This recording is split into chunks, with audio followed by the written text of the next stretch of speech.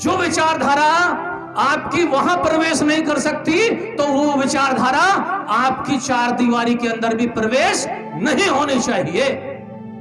22 प्रतिज्ञाएं क्या कहती है? ताला ठोक देती हैं, ताला लगा देती हैं, ताला।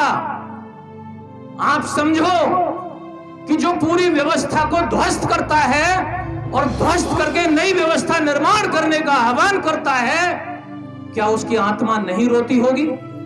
लोग मंच से बहुत दहाड़ दहाड़ करके, बहुत बड़े मिशनरी बन करके भाषण देते हैं, और जब मैं उनके घर में झांक करके देखता हूं, उनके गले में झांक करके देखता हूं, तो मुझे खोखले मिलते हैं।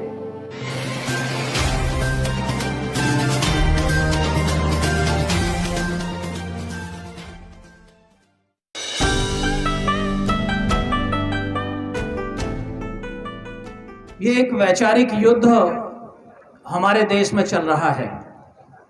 दो विचारधाराओं का ये युद्ध है। एक है समण संस्कृति और एक तरफ है ब्राह्मण संस्कृति। 18 मार्च 1956 परम पूज्य बाबा साहेब अंबेडकर की वेदना। बाबा साहेब अंबेडकर ने उच्च कोटि की शिक्षा हासिल करके इस देश में वैधानिक लोकतंत्र स्थापित किया। वैधानिक लोकतंत्र, लोकतंत्र पहले रहा होगा, मगर वैधानिक तौर पर अगर लोकतंत्र स्थापित हुआ तो भारत में संविधान लागू होने के बाद ही हुआ, और संविधान का निर्माण परम पूज्य बाबा साहेब अंबेडकर ने किया। और बाबा साहेब अंबेडकर इस आगरा की भूमि पर अपनी वेदना व्यक्त करते हैं कि मुझे पढ़े लिखे लोगों ने धोखा दिया। मैं इस कारवां को बड़ी मुश्किलों से, बड़ी मुसीबतों को झेल करके यहां तक लाया हूं। अगर आगे ना ले जा सको तो पीछे भी मत जाने देना। ये वेदना क्यों थी बाबा साहेब अंबेडकर की? क्योंकि एक समाज जो शैक्षणिक तौर पर, सामाजिक तौर पर, सांस्कृतिक तौर पर, आर्थिक तौर पर पिछड़ा हुआ है, खोखला है, वो मेरे इन गहन और उच्च विचारों को या मेरी सोच को ग्रहण करके मेरे आंदोलन को आगे ले जाएगा या नहीं ले जाएगा, ये मुझे चिंता है। और मेरे विचारों को मेरे इस देश के 99% अशिक्षित, गरीब, लाचार लोगों तक पहुंचाने का काम उन लोगों का था जिनको मैंने शिक्षित होने के लिए मौका दिया, जिनको सेवाओं में पहुंचने के लिए मौका दिया। उन्होंने वो काम उन लोगों तक नहीं पहुंचाया, मेरे विचार उन लोगों तक नहीं पहुंचाए। तो साथियों, ये वैचारिक युद्ध है। इस वैचारिक युद्ध को बड़ी शुद्धता के साथ लड़ना होगा। माननीय आचार्य जी ने कल एक शब्द नैतिक पर बहुत जोर दिया, बहुत जोर दिया। आज हम ये नैतिकता की कसौटी मेरे व्यक्ति से शुरू होकर के, मेरे परिवार से शुरू होकर के मेरे समाज तक जानी चाहिए, मेरे समाज तक जानी चाहिए। अभी हम दो नाव में पैर रख के चल रहे हैं।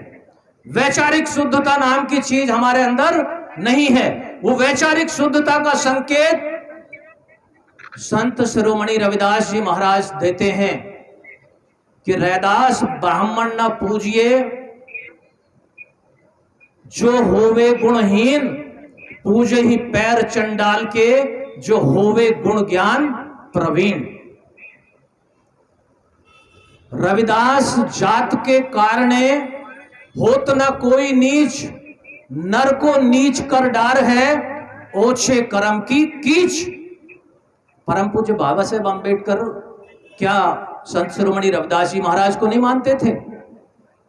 सारे बहुजन महापुरुषों को लेकर के, चाहे महात्मा बुद्ध, सम्यक संबुद्ध से लेकर के और छत्रपति साहू जी महाराज तक, सभी महापुरुषों के आंदोलन को अगर समेकित करके, संगठित करके हमारे सामने रखने का काम किया तो सबसे पहले परम पूज्य बाबा साहेब अंबेडकर ने किया। और वैचारिक शुद्धता इतनी कि 22 प्रतिज्ञाएं देते हैं। वो 22 प्रतिज्ञाएं देते हैं, और उसमें यह बात छुपी हुई है कि जिसमें शुद्धता नहीं है उसके पैर पूजने की आपको कोई आवश्यकता नहीं है, और जिसमें शुद्धता नहीं है उसकी व्यवस्था को मानने की कोई आवश्यकता नहीं है। लेकिन आज हमारे लोग, मुझे मंच से, क्योंकि 20 साल हो गए मैंने भी कैडर दिए हैं, कैडर सुने हैं, और कल भी कैडर सुना है मैंने। लेकिन अब बात इस बात पर ठहरती है कि हमें आत्मचिंतन करने की आवश्यकता है कि आंदोलन, कई लोगों ने चिंता व्यक्त की कि पीछे क्यों जा रहा है, क्यों जा रहा है। क्यों जाने का कारण है कि हमने अपनी वैचारिक शुद्धता सुनिश्चित नहीं की है, हमने पाले नहीं खींचे हैं। रविदास, कबीर, अंबेडकर, फुले, पेरियार, छत्रपति बाबा साहेब अंबेडकर, बुद्ध एक विचारधारा के चार दीवारी के अंदर प्रवेश नहीं कर सकते। समझ रहे हैं मेरी बात को? उस विचारधारा की चार दीवारी के अंदर प्रवेश नहीं कर सकते। लेकिन आपके यहां पर तो पूरा अतिक्रमण चल रहा है, पूरा अतिक्रमण चल रहा है। लोग मंच से बहुत दहाड़ दहाड़ करके, बहुत बड़े मिशनरी बन करके भाषण देते हैं, और जब मैं उनके घर में झांक करके देखता हूं, उनके गले में झांक करके देखता हूं, तो मुझे खोखले मिलते हैं वो। और वो खोखले लोगों ने बाबा साहेब अंबेडकर को फेल किया है। बाबा साहेब अंबेडकर का कारवां किसी भी कीमत पर पीछे नहीं जा सकता। अगर पीछे गया है तो खोखले लोगों के कारण गया है, उन्हीं खोखले लोगों के कारण गया है जो लोग अपने आप को मिशनरी होने की दुहाई देते हैं। मेरा विनम्र निवेदन है, करबद्ध निवेदन है, कसौटी पर कसो अपने आप को। शील, शील 5 शील होते हैं, आखिरी शील सुरा मेरे मध्य पमादुत्थाना वेरमणि सिक्खा पदम समाधियामि। जब तुम्हारा आखिरी शील ही भंग हो गया, तो चौथे 4 पीछे के 4 शील तो कभी टिकाऊ हो ही नहीं सकते, कभी टिकाऊ नहीं हो सकते। अभी मैं चाय पीने के लिए गया था, एक बंदा चाय की दुकान चलाने वाला जो चाय दारू नहीं पीता है, बड़ी वेदना के साथ, बड़े दुख के साथ कह रहा था कि मेरे मोहल्ले में 100% अगर 100 महिलाएं विधवाएं हैं तो 70 ऐसी विधवाएं हैं कि जिनके पति दारू पी पी करके मर गए।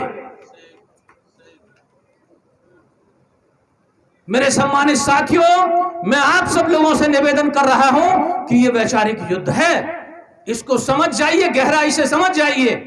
करबद्ध निवेदन कर रहा हूं, शुद्धता लाइए। जो विचारधारा आपकी वहां प्रवेश नहीं कर सकती, तो वो विचारधारा आपकी 4 दीवारी के अंदर भी प्रवेश नहीं होनी चाहिए। 22 प्रतिज्ञाएं क्या कहती है? ताला ठोक देती हैं, ताला लगा देती हैं, ताला। आप समझो कि जो पूरी व्यवस्था को ध्वस्त करता है और ध्वस्त करके नई व्यवस्था निर्माण करने का आह्वान करता है, क्या उसकी आत्मा नहीं रोती होगी? बाबा साहब अंबेडकर अगर समझौता कर लेते हमारी तरह, रहबर मान्यवर काशीराम जी समझौता कर लेते हमारी तरह, तो साथियों कारवां कहां होता, कहां पहुंचे होते आज हम। इसलिए मेरे सम्मानित साथियों, मेरा आप सभी से निवेदन है कि इस वैचारिक शुद्धता के महत्व को समझिए। बहुत लंबी बात हो जाएगी। मैं दिल्ली प्रदेश का प्रतिनिधित्व कर रहा हूं। दिल्ली प्रदेश में मैं आदरणीय धर्म प्रकाश भारती जी उस टाइम पे एमएलसी हुआ करते थे। दूसरी गवर्नमेंट बनी थी, मीटिंग ली गई थी, मैं भी गया था। उन्होंने बड़े योजनाबद्ध तरीके से, बड़े व्यवस्थित तरीके से आंदोलन में जो कमी नजर आ रही थी उस टाइम पर भांप ली थी। मैं इनकी दूरदर्शिता को सलाम करता हूं, सलूट करता हूं कि जिस भविष्यवाणी को इन्होंने उस दिन कहा था वो भविष्यवाणी आज सार्थक हो गई है। और मैं उसी बात से प्रभावित होकर के मैं राष्ट्रीय बौद्ध महासभा में जुड़ा कि इस आंदोलन की एक आधारशिला व्यवस्थित तरीके से, योजनाबद्ध तरीके से, जो आंदोलन जिस तरीके से चलना चाहिए उसकी आधारशिला परम आदरणीय धर्म प्रकाश भारती साहब ने रखी है। और मैं, अभी हम लुम्बिनी में थे, उस टाइम पर भी मुझे ऐसा लगा कि जैसा कि विभिन्न प्रांतों के प्रतिनिधि वहां आए थे, और मुझे ऐसा लगा और आज भी ऐसा लगा है कि अगर हम इसी योजना के साथ और बिल्कुल दृढ़ निश्चय के साथ, दूरदृष्टि के साथ में अगर आगे बढ़ते रहेंगे तो आंदोलन को पुनः स्थापित कर लेंगे, बाबा साहेब अंबेडकर की पीड़ा का निवारण करने में सक्षम हो जाएंगे।